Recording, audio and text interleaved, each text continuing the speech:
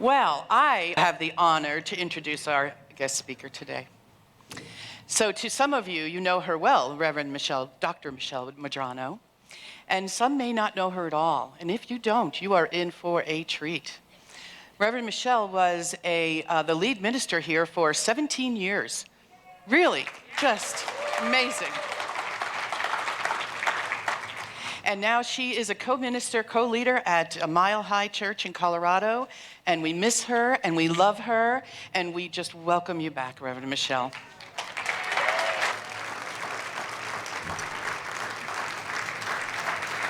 Thank you, Maureen. Wow, what a fun service. Got a little aerobics in before we get to talk. So I love that song. That's one of my favorite songs. And it's so good to see you here today. I'm excited to be here for 2 Sundays in a row. I'm very excited about that. Yes. And I'm doing a series. These banners are great, Infinite Voices of Truth, because I'm doing a 2-week series about truth. And it is called Finding a Truth That Is True. And today we're talking about the evolution of truth. And I actually did this series at Mile High, I think it was last fall, but never prone to give the same talk over, not even from one service to another. I am kind of reworked it a little bit, so even if some of you might have heard it in November or whenever it was, I've changed it a little bit and evolved it a little bit and made it a little bit more me. And I want to say before I begin that this series, it may push some buttons. It may challenge some ideas that we have, because truth is a very interesting commodity right now. What's true and what's not true. It's a very challenging time to stand in what we think might be the truth. And before I get into it, I will say that those of you who know me know that I don't mind pushing buttons. That I feel that our teaching and indeed ministry and all that we do when we come to places like this, I believe my mentor, one of my mentors, Dr. Fred, used to say that a minister's job is to comfort the discomforted and discomfort the too comfortable, right? So when it comes to truth and what we think is true about ourselves, about the world, about God, the universe, our constant understanding has to be that of evolving that truth. How we can know that it's time to evolve our truth is when we're stuck in it. And when we're stuck in it, we know that that stuckness comes with arrogance, righteousness, defensiveness. It comes with an energy that it's just plain old toxic. There's a saying that we've used in our country for many years. United we stand, divided we fall. And I would say that that's true spiritually, and that is true about any truth we want to argue about. And what does it mean to be united? Well, it means to be much of what we talk about in this teaching, oneness. It means to be connected. It means to understand the spiritual nature of beings and the universe and the world. It means to endeavor to always be leaning into that realm of oneness and be with it. But our founder, Ernest Holmes, reminds us that oneness is never sameness.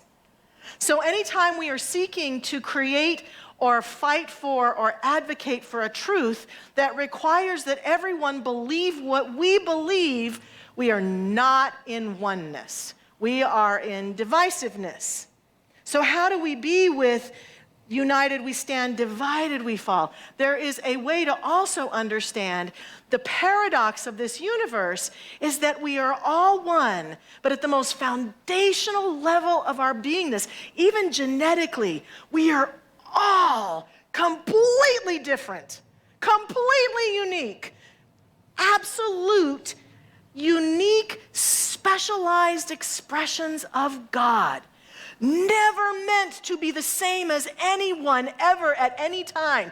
In fact, we are designed to be exactly what that song just sang. This is me, my unique self in every way, shape, and form, and also oneness.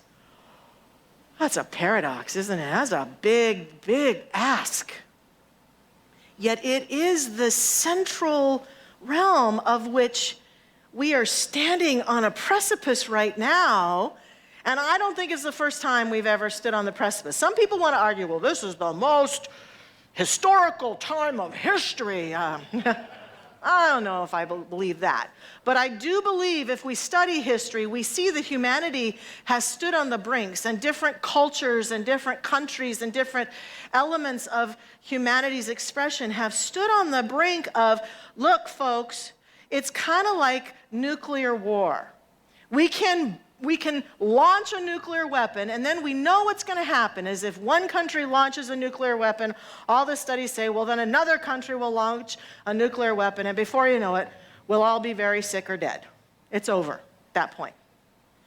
And we can either play that way, and it's the same when it comes to truth and love and respect and honoring each other. Don't think for a moment that if we are toxic in our applications of truth, that we aren't launching bombs towards each other or towards ourselves. That toxicity that comes with divisiveness, that toxicity that comes with arrogance and righteousness, it's not healthy. It's not healthy. And it is built of the same energy that can take humanity down. Where do we stand? How do we stand? How do we be these spiritual beacons of light that can be in the oneness and in our uniqueness all at the same time, without falling into the polarities of I'm right, that's wrong, I'm one, I'm separate, this, that, yes, no. How do we live in what many master teachers call the middle way? There's some evidence that Jesus called his teaching the way. Not Christianity, the way. How do we find the third answer to this or that? What's the third option? How do we be that? How do we speak that? How do we live that? That's what I'm endeavoring to invite us into during this series. So to evolve our truth, we have to understand and I think look at the fact that we do tend to lob ourselves into truths that eventually we kind of shift and morph. The great teacher Richard Rohr says, before the truth sets you free, it tends to make you miserable. That can happen sometimes. I was thinking back to when I was a child, a young child, one of the first times this caught me was I was a big advocate of the Santa man, Santa Claus. Loved Santa Claus, still love Santa Claus, big believer. And I was in a side yard with some little friends in Arvada, Colorado one day, and we were having a conversation, and this boy was trying to convince me that my beliefs about Santa Claus were wrong and erroneous. And we got into a big argument about it. And I was citing my proof, and he was citing his proof, and we were yelling at each other, and everybody else was just standing there. And then all of a sudden, I got so angry that I uncharacteristically just punched him in the face. And he went down. I was good at punching, I guess. But later on, I think I got in a little trouble for it, and of course I hurt him, and I got a big lesson about how that never, my mother's sitting in the front row, that never works, and violence is not the answer, blah, blah, blah, blah. But I did learn from that, okay, that really wasn't the way to solve the problem. To get so caught up in my way is the right way. And of course, as I've grown older, my ideas about the Santa Man have evolved. I'm still a big believer. I just have a deeper understanding of who he is and was and how he works. I have evolved my truth about him. But we can get so caught up.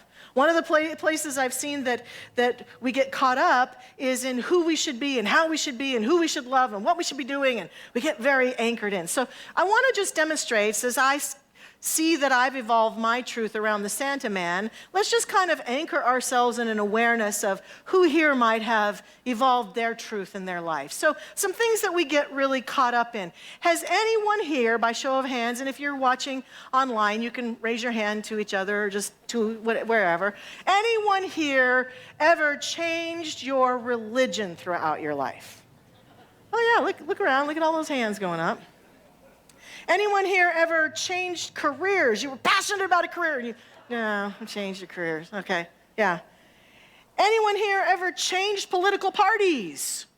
Yeah, okay, all right. Anyone here ever fall madly in love and then change your mind?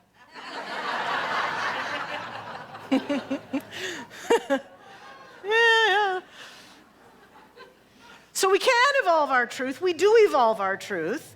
Because we learn more and we discover more and we deepen more. The truth about our truth is that it can evolve. It does evolve. If we're growing, conscious, aware beings, it does evolve.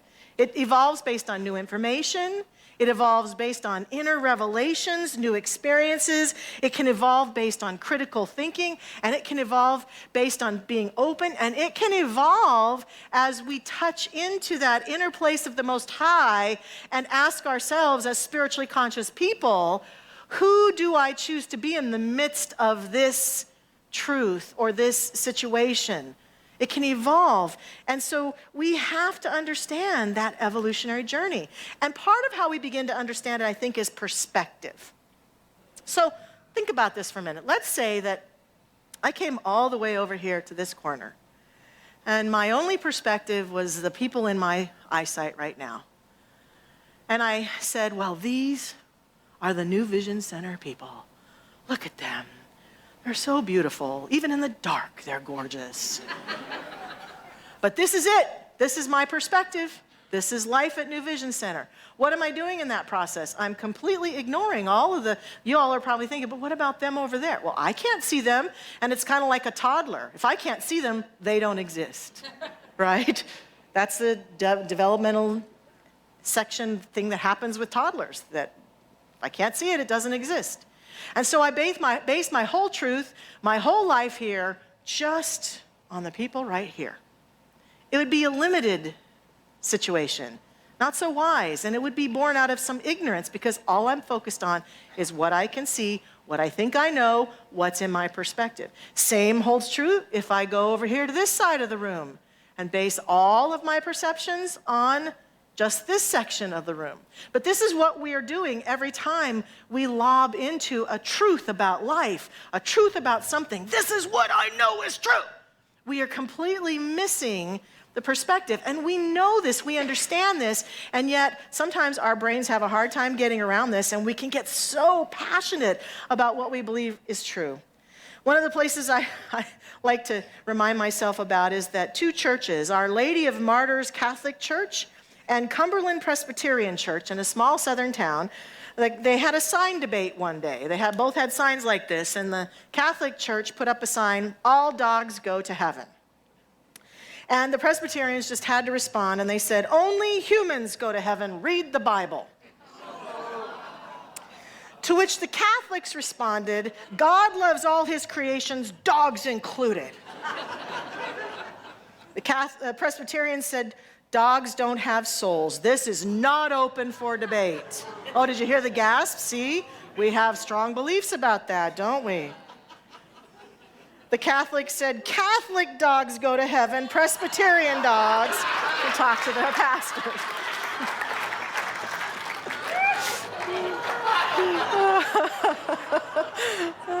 The Presbyterians said, "Converting to Catholicism does not magically grant your dog a soul." The Catholics said, "Free dog souls with conversion."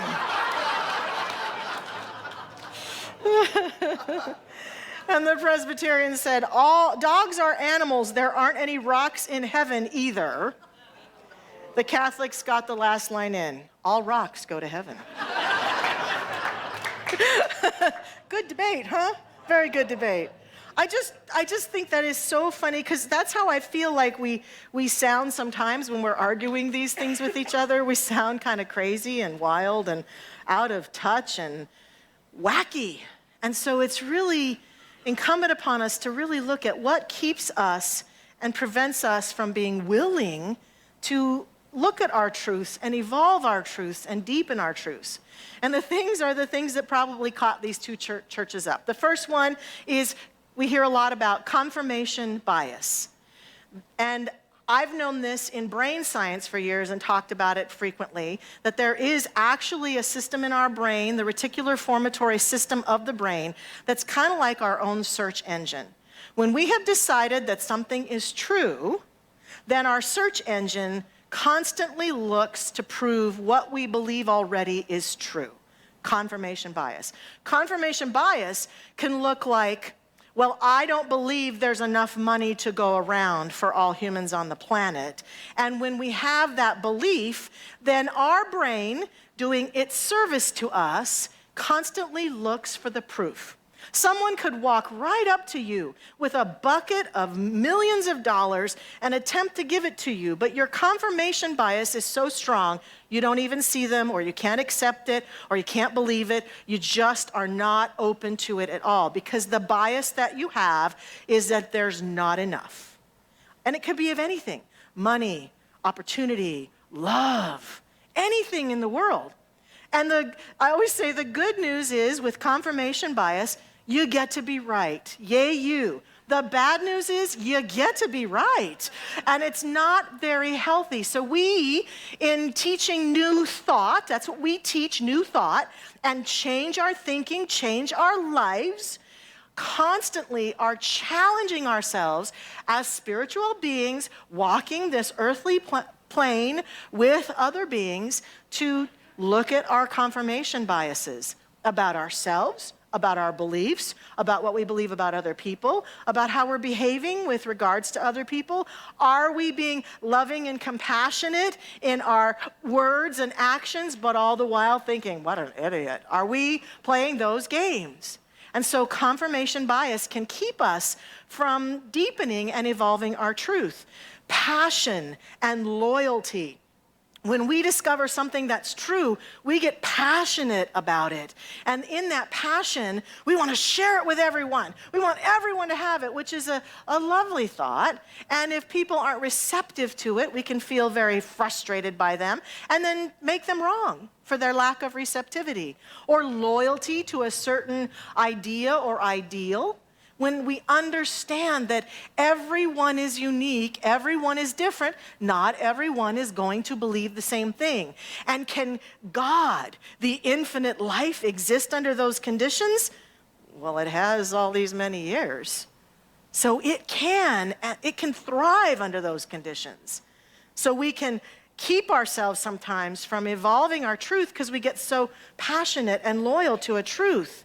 Here's one that I think is a great challenge for sure in this day and age: the glut of information. First of all, we get information, we go to research something, we think we're being wise to look it up, and the fact checkers are checking the fact checkers and the articles. Confirmation bias can happen when we go online and search for an answer to something, and we see a list of articles and blogs and videos and all that stuff, and then our mind, our sense of attraction, only goes to that which we already believe, and then we say, yep, see, I'm right. They say it on that blog, or they say it in that article. And so we can get caught up in information that continues to support our already notion, our ideas that we've already had.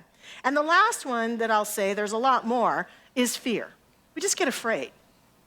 We get afraid that if people don't believe what we think is right, that it's all going to go to hell in a handbasket. If we get so afraid that then arguing our truths becomes a safety issue for us. Because if those people in the HOA get hold of the power, it's all going to fall apart, right? If that person at my workplace, if their truth wills out, I could get fired and it would all be over. If that political party wins, we're done. and we behave like this. And yes, sometimes those things happen, those challenges, those workplace experiences, those relationship issues, public policy can shift and change. But I've always said that the most spiritually secure person can stand in their truth and evolve their truth while always trusting that no matter what occurs, I can stay empowered and I can help other people to do the same. No matter what occurs, I can find solutions. I can be creative. That I can stand for what's important to me with love and respect. And when it goes a different way than I thought it was going to go, that I so trust my own divine nature that I am safe and secure. A lot of what we're fighting about is because we're giving into fear. We're arguing and just making the fear and toxicity worse on our planet. And it's not supportive of us. And so this becomes then some of the first steps of evolving our truths. It's understanding that my perspective is limited by my thoughts up until now, where I'm standing with regards to the truths I'm looking at, what I've experienced before, my confirmation biases that I have to look at, and the places where I'm feeling insecure. All that will contribute to me being unwilling to move, shift, or evolve my truth. And as you might imagine, I believe that it's the spiritual endeavor, the spiritual deepening, the deepening into the divine that can help us to begin to dislodge all of that and feel the greatest security we've ever felt. The greatest security that we yearn for and we crave. And what we do is we project it on to the world of form, and we believe in a very strong way that if the world of form does not conform, I can't be safe. But I know so many people who, in the midst of the greatest dangers, have stood in their spiritual truth and understood who they are at the deepest level, have been able to express and find their security here no matter what was going on out there. That's who I seek to be. And in order to be that, I have to evolve my truth. So I have to allow that evolution to happen.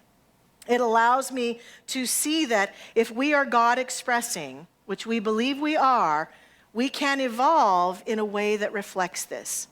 Ernest Holmes says to us, "The truth is one and indivisible. Since we exist, we must be part of that truth. We are one with it. There is but one person in the universe, God, the Supreme Spirit. Everyone's personality is a unique representation of this one person in whom we live, move, and have our being." So we have this wrestling to do to evolve our truth. I say wrestling because there's a great story in the Old Testament, in Genesis, where Jacob spends the whole night wrestling with an angel, literally wrestling with this angel. And they're wrestling all night, and he's exhausted from the wrestling. And the reason that this story really resonates for me is that I think this is a great metaphor for the human experience. That we live in this human realm with things going on that do impact us and do make a difference in our lives. All the while, we're wrestling with our angelic or our divine side. And the wrestling was over in a way when Jacob allowed himself to be touched, allowed the angel to touch him in a way that it transformed him. And I'm suggesting that when it comes to evolving our truth, that part of the angst that we all feel is that we're always wrestling with the angel of our own soul. We're always wrestling with the angel of the divine that's saying, hey, come on, calm down, take a deep breath, Know that you are supported and sustained by something greater than that which you're looking at, that's scaring you, that's causing you to divide and conquer rather than deepen into the unified presence that you are. This is the spiritual journey, this constant wrestling. And so when it comes to the truth, I'm suggesting that we are all being invited this week to consider, how can I surrender in some of the truths that I'm arguing for, even if I'm not actually arguing with people, but in my mind, how can I stop arguing and allow that divine nature to touch me at the deepest level of my being and be open? And so these are some of the things I think we have to do to make that happen. In our human relationships and in this realm, we have to be open to evolving our perspective. We literally have to be willing to take a different location and look at it from a different viewpoint and see it from a different place. See it from a different side. We have to be willing to say, I actively and proactively choose to see a different perspective. Because here's the thing, in terms of spiritual truth, no one and nothing is all good or all bad. That is the spiritual truth of every being.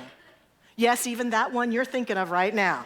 Any one of them in the universe. I know we're all probably thinking of different ones, but whoever it is not all good or all bad. We are all versions of all of it. And so to change our perspective can just live with that idea sometimes. Then sometimes when we're stuck in and we're landed on an idea, read, listen to, watch, and think about consciously the opposing viewpoint to what I believe is true.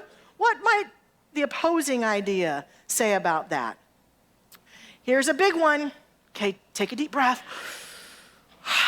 When it comes to telling your kids what to do, when it comes to thinking what society should do or what this political leader should do or what they should be doing over there, take a deep breath, ask myself, what if I'm wrong? What if I am totally wrong? This is something we do in foundations class, too. A lot of just challenging our beliefs. What if I am wrong? And how could the opposite of what I think would be better actually be better for me or for the world? The opposite of what I think.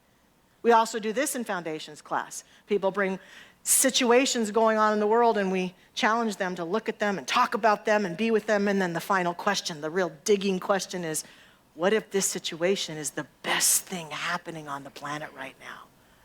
Because the truth is a lot of things that are going wrong are the best thing that could be happening on the planet right now. Because as they go wrong, then we have a chance together to unify in spirit and right the ships in different ways of violence and disconnection and all the ways that we wish humanity would be kinder and more loving to each other.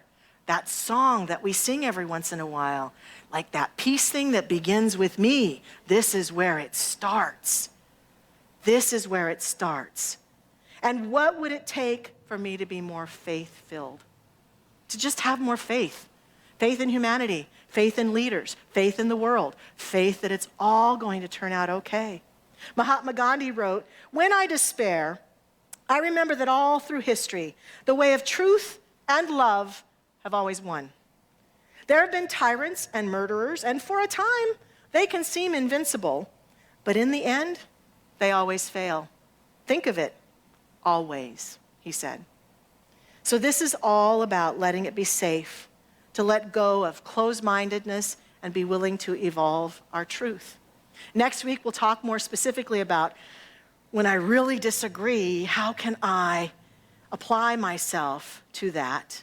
But I'd like to close as we pray out together now with a quote from Ernest Holmes. So I'm going to invite us just to go within. Ernest Holmes has these meditations that he has in the back of the Science of Mind that I just love. So let's take a deep breath within and allow these words to serve us.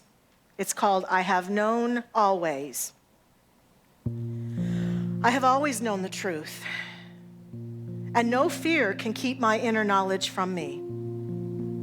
My wisdom from within comes forth into daily expression. Knowledge from on high is given to me, and I shall always be led of the Spirit. Indeed, that is what we claim together now as we pray together. We are always led by Spirit, for Spirit, God, infinite source, is the only commodity in this universe. It is the only presence that permeates all of creation, all beings everywhere, all situations, conditions, everyone. We are connected to the all that is, because this allness that reverberates in and through and as all of creation, oh, it's right where we are. It's right here, right now.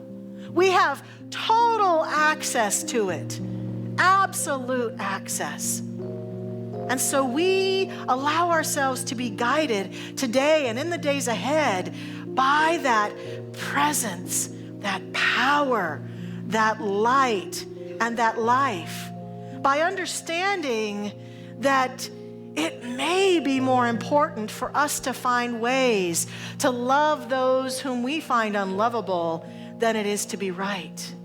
It may be more important to send prayers rather than bombs of hatred and disgust. It may be, on behalf of ourselves and all beings everywhere, more productive to have faith than to be faithless.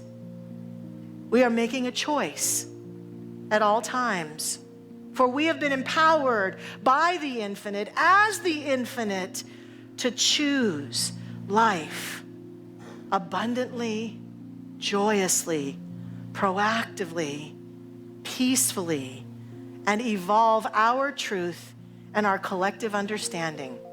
Each one of us is a crucial point in consciousness for this holy, sacred work to occur. So we take our place in that this day. We take our place in the building of a world that works for everyone with love, peace, joy, not fluffiness, true, anchored in God, divine love. Oh, what a joy it is to be this, to see this, to recognize this. I just give thanks that this is who and what we are right here and right now, that as a body of beloveds, we are going out into our world and infusing our life with this reality. I am so grateful. And I release this prayer now into that law that makes it so, letting it be, letting it go, and so it is.